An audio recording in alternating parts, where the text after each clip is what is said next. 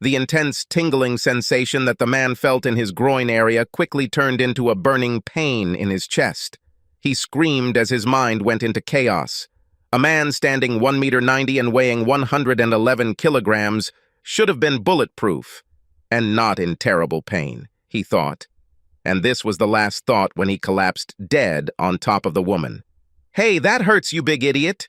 she screamed, trying to get him to move. "It's not funny, Fred, and you lasted maybe 10 minutes. Fred, release. Penelope Mattern's lover, 29-year-old Fred Desmond, lay lifeless, heavy on her body, one of her arms pinned underneath him. She tried her best to squirm away from his weight, but he was too big for her. She tried to reach for her cell phone with her free hand, but her arm was too short to reach the device. She began to sob both from fear and disappointment. It became clear to her that today would not end well. 3 hours later, most of Penny's body was half-conscious when she heard the back door of the house open and her children enter. She asked them to call 911 and not to go to the second floor. "Maybe we should call Dad, too?" asked her 15-year-old daughter. "No! No!" Penny quickly shouted back. "Just call 911 and wait for them downstairs." Paramedics arrived at the house 5 minutes later. After making sure the kids were okay, they walked up the stairs to find Penny and her dead lover. Penny looked more guilty than a child with her hand in the proverbial cookie jar. The medics exchanged quick grins with each other, and Penny noticed. "You probably won't believe this, but this isn't the first time we've seen this, ma'am," said the older of the two paramedics. "Obviously, situations like this are very stressful, and heart attacks do happen." "Yes, but he was only 29 years old," Penny said in a barely audible whisper. "Then the autopsy should tell the coroner something interesting," said the junior paramedic. Turning the body over, both paramedics gasped. Fred Desmond was the handsome evening news anchor at the CBS affiliate in Lansing, Michigan. His star was rapidly rising, and it was known in some circles that he would soon be moving into the leadership chair in a major market. After the paramedics got the dead man onto a gurney and covered, they examined Penny as she lay under the man's weight for more than 2 hours. She appeared to be in good physical health, although she was advised to see a mental health professional. "Lying under a corpse is the least of my problems," she said bashfully. Penny barely had time to put on a fluffy bathrobe when her husband Dan burst into the room, out of breath from the quick climb up the stairs. "Are you kidding me?" he yelled at his wife when she stepped away from him. Both paramedics stood in front of the woman. "Mr. Mattern, perhaps now is not the best time or place for this." "Your children are below," said the senior paramedic. Dan rolled his eyes. His breathing was ragged, and both paramedics knew it wasn't from running up the stairs. "In our own bed, Penny? Could it get any worse?" "Listen, Mr. Mattern, we can call the police in a few minutes if we feel that your wife needs protection from you," said the senior paramedic. "I'm not going to hit her, although God knows she deserves it," Dan said. Both paramedics nodded in agreement. Penny caught these nods. "Did the children call you?" Penny asked as the paramedics carried the dead body out of the house. "No. I talked to them, and it turns out you told them not to call me." "Great. Fabulous. You asked the children to cover you. You suck. You know that?" "Janet called me from work in the next block when the ambulance arrived," Dan said. "I think the whole district already knows what happened." Because the call was made on the police wave, within half an hour, every news organization in Lansing knew about Fred Desmond's death. These newsrooms debated whether to downplay the death out of professional courtesy or make it more significant because of Desmond's prominence in Lansing society. Larry Richards immediately recognized the address where an ambulance was called when he was informed of the death of Fred Desmond. This was the home address of his mistress, Penny Mattern. He instantly understood what it meant, and was shocked and hurt. He and Penny had an affair for just over a year. Without hesitation, he wrote to the woman, "What the heck?" Penny saw the text message on her phone, but at that moment she had more important things to worry about. Larry has been an anchor at the Lansing NBC affiliate for 6 years. He was respected in the community, although his career lacked the juice that his rival at CBS had. He certainly enjoyed having sex with Penny and was shocked and angry that she apparently did it with his rival as well. Larry knew the station's news team would be debating how to handle Desmond's death. He called the news editor and expressed his opinion. "We need to get tough on this story." The news editor was the only person at the station who knew that Larry was having fun with Penny Mattern and was not surprised by Larry's opinion. He agreed with him. Those bastards at CBS deserved to be ridiculed. The fact that they had better ratings than his team was only part of his decision. Yes, exactly, he admitted to himself. Penny herself was prominent in the Lansing community, serving as executive director of the city's highly respected arts guild. Two prominent personalities in society are a definite plus for news coverage, the news editor noted to himself. Get dressed, go downstairs, and figure out how to explain to our children what happened and why they will spend the next few days with your parents, Dan said. Don't be too frank, but don't try to downplay your mistake. The kids are old enough to know you screwed up big time. I will hear everything. Call your parents and tell them about this. And you might as well tell them the honest truth because I guess it'll all be on the evening news tonight. Penny's green eyes became wide as silver dollars. She hadn't thought about the news aspect of the story. With Dan present, Penny explained to the kids that she had cheated on their father earlier that day, in their own bed. The man she cheated with was popular news anchor Fred Desmond, and while they were having sex, for some unknown reason, Desmond died. "So you had sex until you died, Mom?" the couple's daughter Ellie asked quite sincerely. "Wow!" Penny blushed profusely. Dan made a face and walked into the family room. Dan waited until Penny and the kids went to her parents' house. He figured that 40 minutes round trip, plus another 20 to discuss with her parents, would give him an hour to do some important things, like finding a good lawyer and dividing up the finances. In his opinion, divorce was a given. Everyone knows someone who has been divorced. Dan knew a few himself. One of them was a good friend of his at the national telecommunications firm where Dan worked. Among several others, he made this call. Penny returned about an hour and a half later, looking as if someone had repeatedly punched her in the stomach. Dan guessed that the conversation with Penny's parents had not gone too well. He knew that the Fitzmaurices were conservative and were probably more than a little upset about their daughter's infidelity and the fact that it had become public knowledge. Penny sank down onto the couch opposite Dan's chair with the lift-up footrest. Looking closer, he saw that she was crying a lot. "Everything went as well as it should have if I expected that they were going to burn me at the stake," she moaned. "I guess I deserve it." Dan looked at his wife impassively. She took this as a signal to continue. "Sorry, Dan. I'm really sorry," she said. "I'm sorry for cheating. I'm sorry for hurting you, and for blowing up our family in the most public way. You should know that publicity was never part of my plans. Never. I have no idea what happened today." He was only 29 years old. Penny began to sob, hiding her face in her hands. Dan didn't move from his chair. She cried for a few minutes before looking up and seeing the emptiness in Dan's eyes. She had never seen such a look from her loving husband. "How long did it last?" Dan said calmly. Penny winced. "I think we were together for about 3 months. We were together. Great term. It almost sounds like loved. So innocent. But I still prefer the word treason. It means exactly what it means," Dan said. "He interviewed me for an article," she added. "We were flirting, both of us. He was a big, handsome guy, a former college football player who kept himself in shape. We met for lunch several times and one thing after another. He was very good in bed."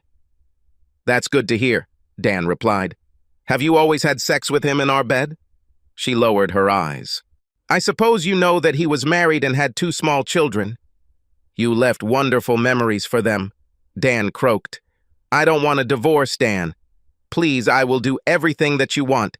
Consultations, if you like. Please," she whined. "Why should I care what you want?" Dan snapped. "You had a 3-month affair with this freak. You had fun with him in our bed. He died in our bed. It'll probably be all over the news tonight. Damn, woman! My children and I will forever be ridiculed because you couldn't keep being a faithful wife. Fred Desmond's death from an apparent heart attack in bed with a woman who was not his wife became the top story on 3 of Lansing's 4 major television stations. Desmond's own station merely noted that the 29-year-old died of an apparent heart attack. That night, Dan moved into the guest room. He will never sleep in this bed again. Due to the negative publicity surrounding her affair with Desmond and his subsequent death, Penny was fired from her job. She knew the board had no other options if they wanted to maintain funding. Additionally, her longtime lover, Larry Richards, called her to end their relationship, calling her every name he could think of to, among other things, question her honesty. The following week, she was served at work. Dan sought full custody of his children and had written requests from them to stay with their father. He told the judge that although he could afford to pay the mortgage on the house, he and his children would move in the future because he expected the public would react very negatively to this. Penny returned home that evening looking depressed, but neither her husband nor her children tried to cheer her up. She has been ridiculed every day since news of Desmond's death broke. With everything going on in her life, Penny didn't pay much attention to the fact that she wasn't getting her regular period. The next time it happened, she also felt nauseous and realized she was pregnant. A home test confirmed this. "Do you really hate me that much, God?" she asked herself, out loud in the bathroom. She waited until the family had eaten dinner before telling them, and she winced when she announced her pregnancy, Dan choked on his food. She knew he was thinking that the child might be his, in which case he would probably have to stay married to her. She would consider it luck, but Dan certainly wouldn't. "I don't believe for a minute that this child is mine. We'll do a DNA test next month," Dan said, and Penny's hopeful expression disappeared. "You do not trust me?" she asked, incredulously. "Have you at least once recently shown me that I can trust you?" He responded. Fred Desmond's widow was unhappy when Dan Mattern's lawyer called and asked to take her late husband's DNA to compare with the baby Penny was carrying. The lawyer explained to Mrs. Desmond that if the child really belonged to Fred, then child support would have to be paid from his inheritance. Dan Mattern was adamant and said that he would not pay child support for someone else's child. Maggie Desmond clearly understood what Dan was getting at, but she still wasn't happy about it. Testing was carried out over a 3-month period. To everyone's surprise, neither Dan nor the late Fred were a DNA match. "Really, Penny?" Dan shouted at her when the test results came back. "How many guys have you cheated on me with?" Penny's lawyer had to secure a subpoena before Larry Richards gave what turned out to be a matching DNA sample of his. Needless to say, Mrs. Larry Richards was not very happy to learn that her husband was having sex with the #1 slut in Lansing and would be paying for the privilege for the next 18 years or so. Penny's pregnancy with Larry made Dan's request to become guardian of his 2 children a win-win. "I know I asked before, but how long has this affair been going on, Penny?" Dan asked one evening when they were figuring out some details of the division of property. As if on cue, Penny blushed and asked for forgiveness again. "What other news is there?" Dan thought to himself. "Larry and I have been lovers for over a year. We met once or twice every 2 weeks or so. You know, since I worked part-time, it was always pretty easy for me to take time off during the day. You worked all day and always trusted me. Completely. I abused your trust so much, Dan." "I'm so sorry," Penny said. "But not so much as to stop or not have a second lover. God, Penny, 2 lovers. Am I really so bad in bed that you had to have 2? Dan groaned. Penny saw the pain in Dan's eyes and knew full well that she was the cause of it. "You're a great lover, Dan," she replied. "You have nothing to do with it, but it's all about me. My weakness. I found Larry attractive, and this led to me having sex with him. And honestly, the sex was very good, but it was just entertainment, pleasure. It had nothing to do with love. and in my mind, I was able to separate it from what you and I have. After the first few times, I stopped feeling guilty because I never took anything away from you. Whenever you wanted, I was always by your side." Dan wondered how his life could have veered so far off its current course.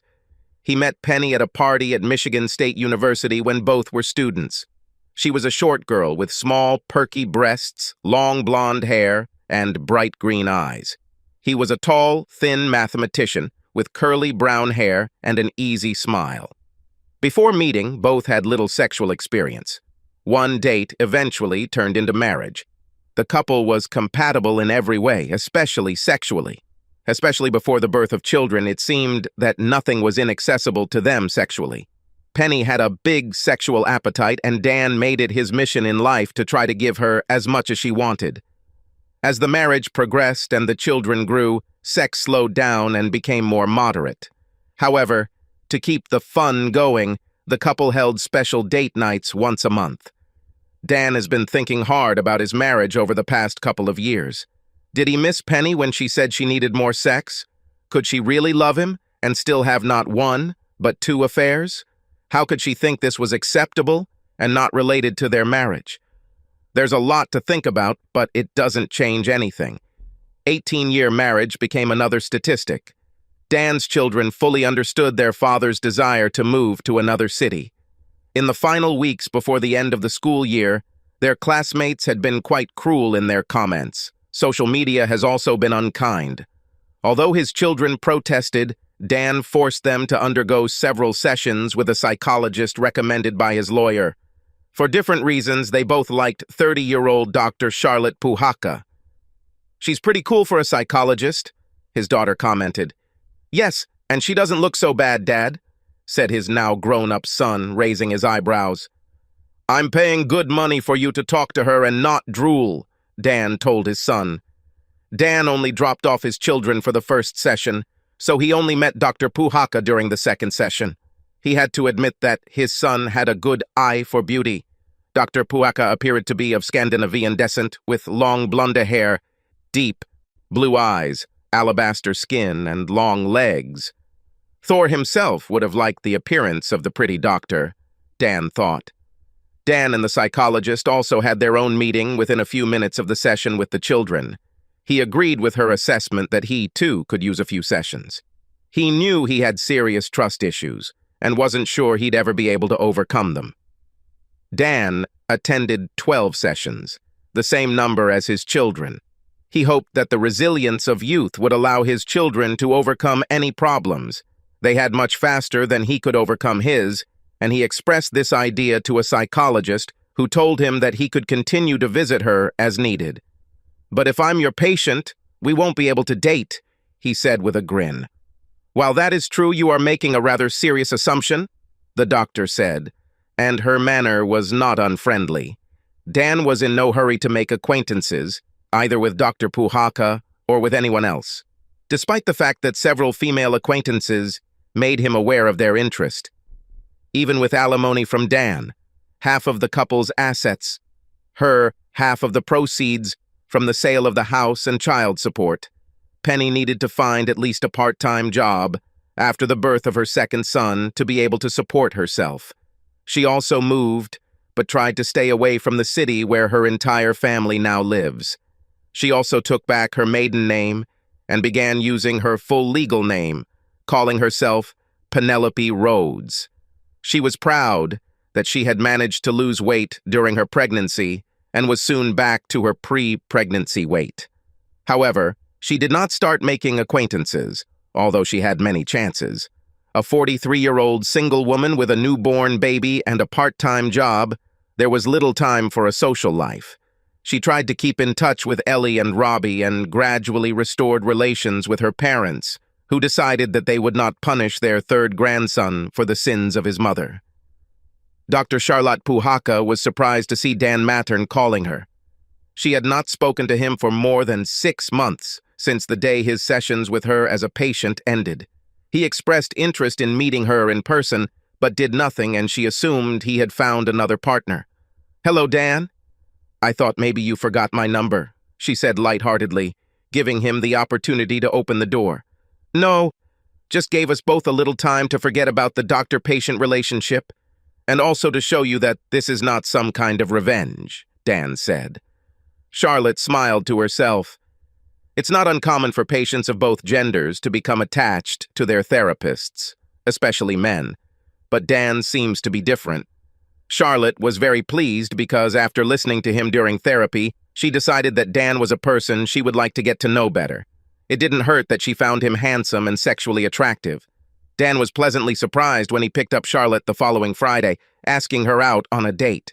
She'd always been dressed professionally when I'd seen her before, but for the date she'd dressed much more casually and much sexier. A mid-thigh denim skirt, a tight white top that showed off about 5 centimeters of toned stomach, and sandals with 7.5-centimeter heels. He failed to feign indifference, as he openly looked the woman up and down when she met him at the door. "As far as I understand, she's dressed normally," she said carefree, walking past him to his car. Yes," Dan replied, chasing after her to open and hold the car door. "Ooh, old school. Manners." "I like it," she purred. "Then you can thank my mother when you meet her one day," he said. Charlotte smiled to herself.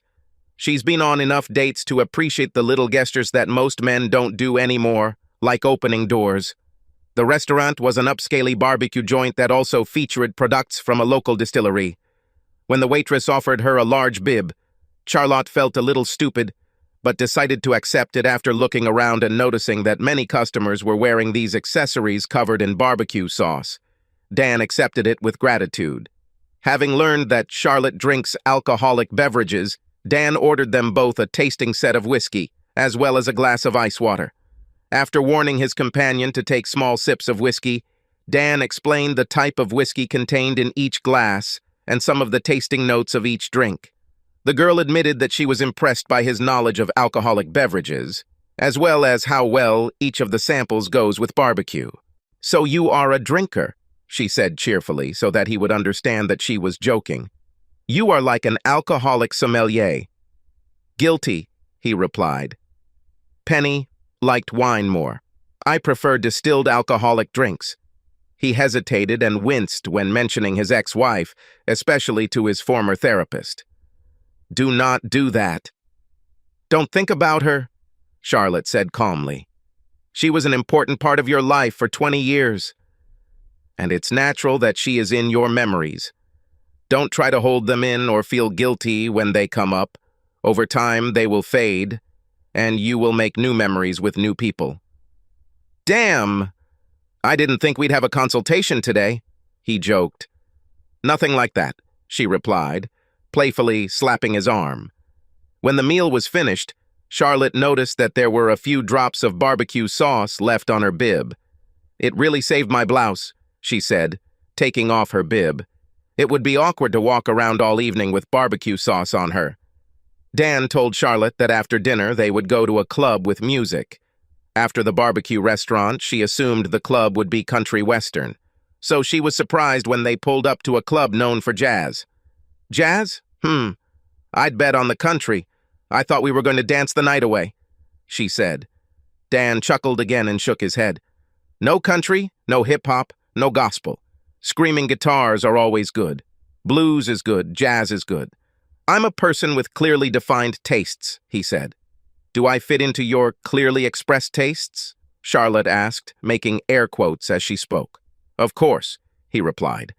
At the end of the evening, Dan received a chaste kiss. He was surprised when he returned home, and both children were waiting for him in the apartment kitchen. "Good date, Dad?" Ellie asked with a wide grin. "Did you keep your hands to yourself and act like a gentleman?" Bobby asked with the same grin. "Give me a break, guys. This is my first date in more than 20 years. God, I have no practice at all," Dan said. Both children grinned at each other, then at their father. "I'm not going to help you, Dad." "You're on your own here," Ellie giggled. "But we approve of your lady. We both think Dr. Puhaka is wonderful." "Don't screw it up, Dad," Bobby said seriously. Dan and Charlotte were finishing up their 4th date in 2 months, sipping coffee and shots of Bailey's Irish cream in Charlotte's living room, when Charlotte got a serious look on her face. Dan, would you like to meet one or two more women, if only for comparison? I think you're too focused on me, and you might miss out on someone you might really like, Charlotte said. What if I find someone I really like? He answered. And I'm definitely obsessed with you. Charlotte blushed and smiled. She took the coffee from Dan, pulled him towards her, and kissed him passionately. He answered her with an equally passionate kiss. She led him upstairs to her bedroom. When they got to the bedroom, Charlotte kissed Dan deeply, pushing his back against the bed and finally pushing him onto it. As she began to remove his clothes, he reached up and ran his hands over her blouse, eliciting a long groan. He took her clothes off as quickly as she took him off. Then he pulled her body towards him, causing them both to fall onto the bed. Dan hesitated for a moment, realizing that he hadn't made love to a woman in over a year. But he quickly forgot about it when Charlotte pressed her tongue into his mouth in a searing kiss. He reciprocated her feelings and slid down her body. Charlotte's brain was in overdrive, her vision flickering and explosions ringing in her ears. Returning to the ground, she realized that someone, no, it was her, screaming. She stopped as soon as she remembered how to do it. Hearing the woman scream, Dan began to continue with great enthusiasm. God, he missed this, more than he could have imagined. He didn't know when the screams stopped, but he was suddenly aware of the silence in the room as the woman's body stopped writhing. He heard her breathing, but when he raised his head, her eyes were closed. He didn't know if she was passed out or just relaxed. Are you okay, baby?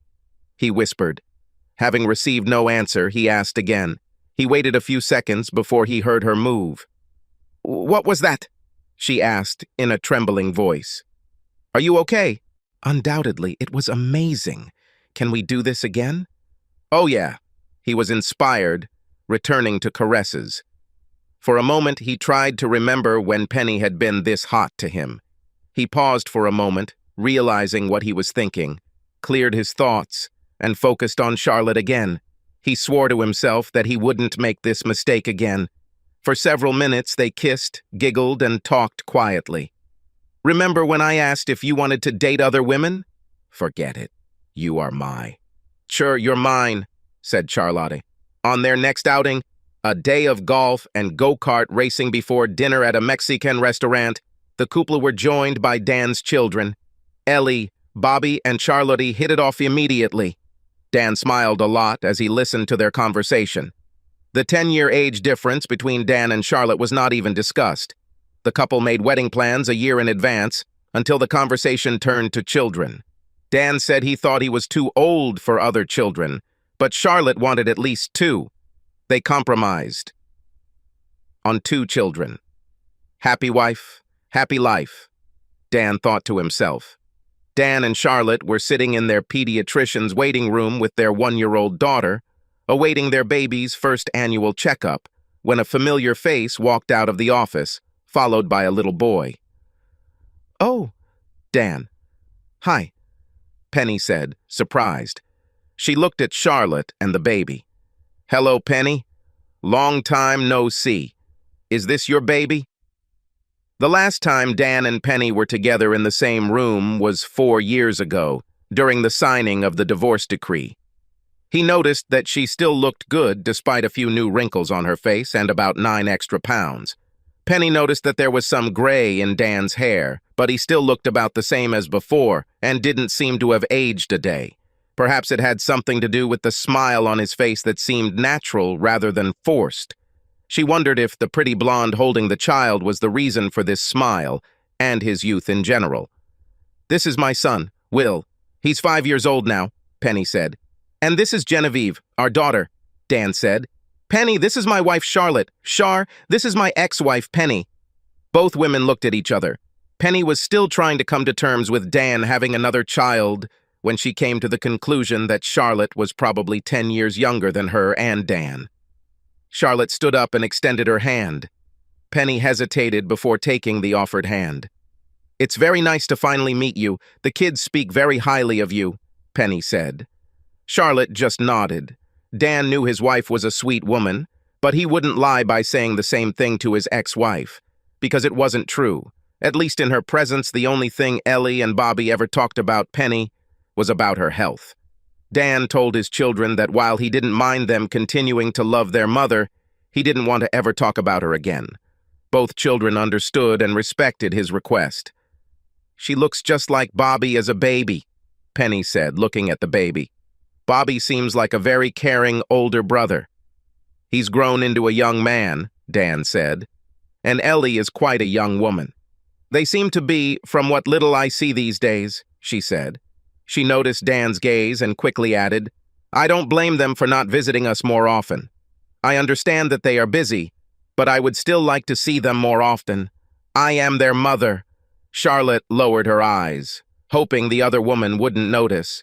She wasn't going to tell Penny that Ellie and Bobby had been calling her mom for the past 2 years. Dan felt that to relieve the awkwardness he needed to say something. Anything. "I hope this is just an inspection. I hope you and your son are doing well," he said. Penny sensed hesitation when the topic of her son's name came up. Of course, Ellie and Bobby must have said something about Will from time to time, and of course, Dan had simply forgotten, she hoped to herself. Dan noticed how her eyes became misty and felt guilty. Honesty is the best policy. "The kids and I don't talk about you at all," Dan admitted. "You're their mother, and I'm glad you're present in their lives at the level they want, but at home, we don't talk about you. Almost never. You broke my heart, and I felt like I needed a break from you. Children understand this very well. I don't know anything about your life since we broke up." "Wow," Penny said in a half-whisper. "We had 18 good years together, and you can just cut me out of your life, as if our marriage never happened. Like an amputation. It's cruel. You did what you did. Now I do what I need to do to live my life. I live on. I live in the present, not the past," Dan said. "So like I said, I hope everything goes well for you." Penny took a step back as if Dan had hit her in response. It's one thing to be hated, and quite another to be simply ignored. "Yes, sort of, mostly," she finally answered. "I work part-time in the library. Will goes to kindergarten. Occasionally, I go on dates. Not many men want to seriously date a 40-year-old woman with a small child. I understand. I'm guilty." "I didn't mean for it to be like this," Dan said, visibly wincing. "It was nice meeting you, Charlotte.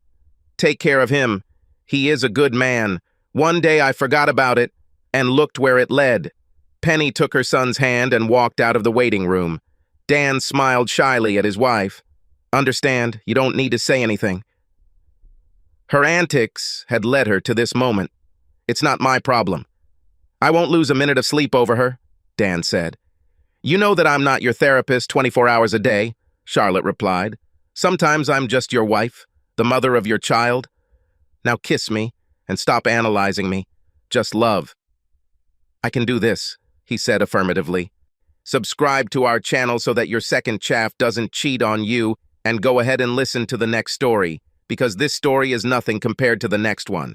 If you're under 18, don't even think about listening to the next one.